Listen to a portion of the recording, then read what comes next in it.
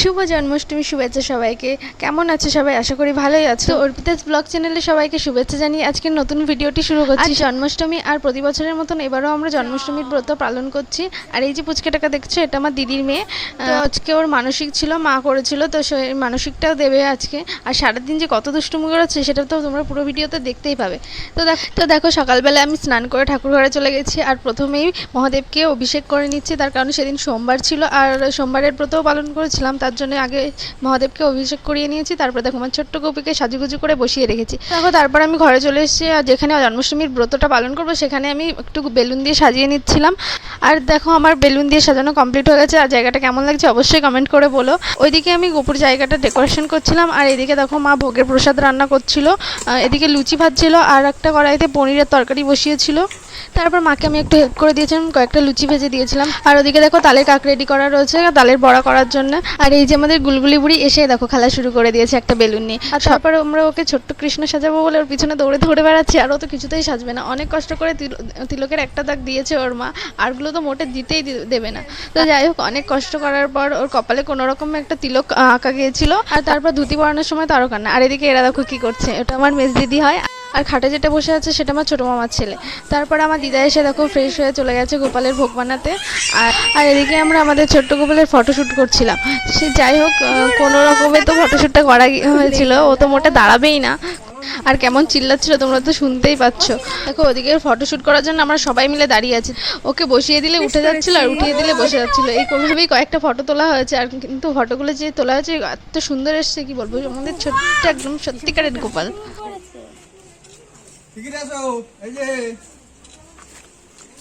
দেখা যায় একটু ভালো করে দেখা।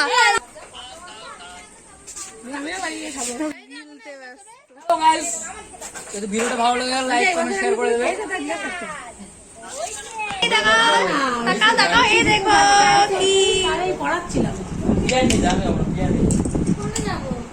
তো দেখো ওকে ফটোশ্যুট করানোর পর আমরা সবাই ঘরে চলে এসেছিলাম। এবার আমি পুজোর জন্য গোছাবো। এদিকে আমি মোটামুটি সব জিনিসপত্র নিয়ে নিয়েছি। আর এরপর আমার গোপালকে অভিষেক করানোর জন্য দেখো আমি সব কিছু রেডি করে নিয়েছি। দুধ, দই, ঘি, মধু, মিছরি সব কিছুই রেডি করে নিয়েছি। আর ওকে যে স্নান করার সময় এত সুন্দর লাগে, একদমই চোখ ফেরানো যায় না, সত্যি খুব সুন্দর লাগে। আর তোমরা পুরো ভিডিওটা দেখতে থাকো। এরপর আমি অভিষেক করানোর পর পুজোয় বসবো। তো তোমরা পুরো ভিডিওটি দেখতে থাকো।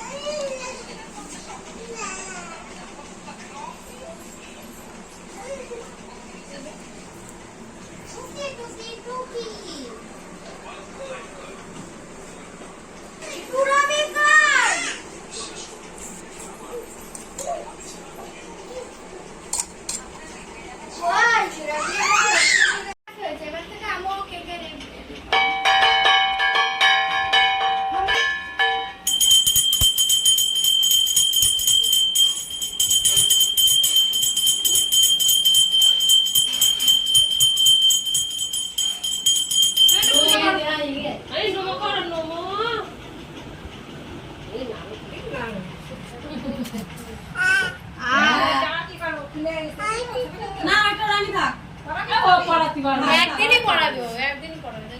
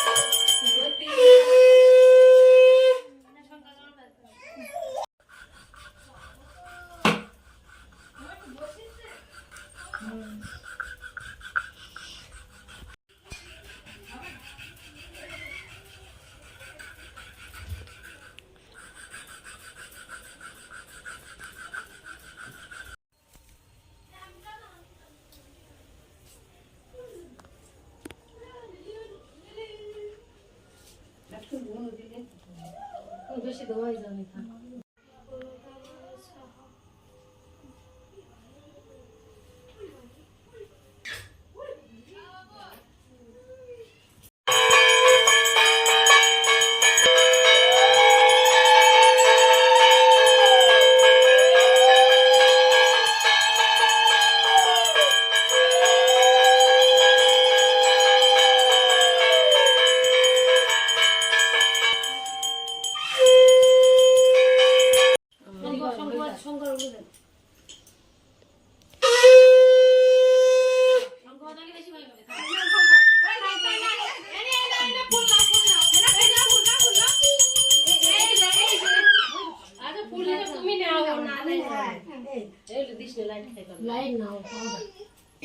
বলে দেবো আমি ওম নমো ভগবতে বাসুদেবায়।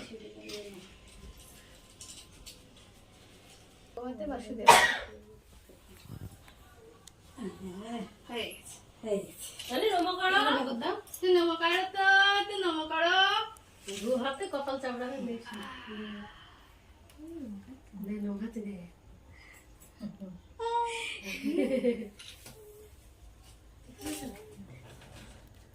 ঠাকুর ভালো রেখো। বাবা এরকম করে দিল। ঠাকুর ভালো। ব্রহ্ম গীতায় চ।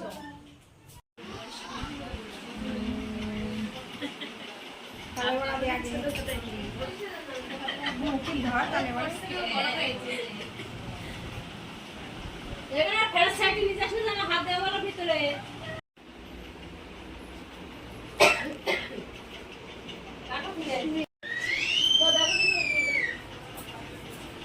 লাগাই দিচ্ছি ঘুরে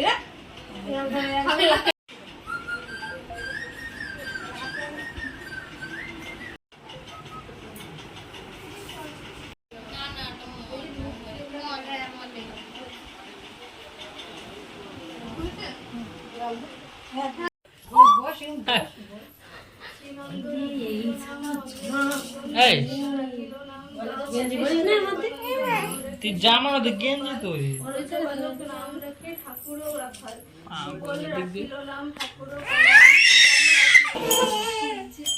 পূজা রাখিল নাম পতিত পাবন হরি চন্দ্রাবলী বংশীধারী অনন্ত রাখিল নাম অন্ত না পাইয়া কৃষ্ণ নাম রাখে গর্ক ধ্যানিতে জানিয়া কর্ণমণির নাম রাখে দেবচক্র পানি বনমালী নাম পুরন্দর নাম রাখে দেব শ্রী গোবিন্দ দ্রৌপদী রাখিল নাম দেব দীনবন্ধু সুদম রাখিল নাম দারিদ্র ভঞ্জন অর্জুন সুধীর পশুপতি নাম রাখে গরুর মহাবীর যুধিষ্ঠির নাম রাখে দেব যদুবর বিদুর রাখিল নাম কাঙালের ঠাকুর। তো দেখো আমার পুজো দেওয়া হয়ে গেছে আর এদিকে এরা সবাই প্রসাদ খাচ্ছে আমার বান্ধবীরাও এসেছিল আর আমার স্যারও এসেছিলেন। তো স্যার বাবা আর মামার সাথে গল্প করছিল আর বান্ধবীরা দেখো বসে আছে আর এইদিকে দেখো আমাদের ছোট্ট পুচকু দেখো ড্রাগন খাচ্ছে আর কি করছে আমাদের একটা পাকা বুড়ি দেখো কেমন করছে। তারপর দেখো এরা সবাই প্রসাদ খাচ্ছিল আর প্রসাদ সবাইকে দিতে হবে তার জন্য সবকিছু গুছিয়ে নিচ্ছিল আর এদিকে আমার ভাই দেখো খাচ্ছে। ভালো করে টাকা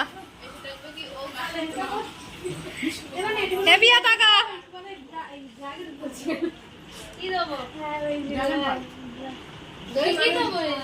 রেনু টাকা এই যে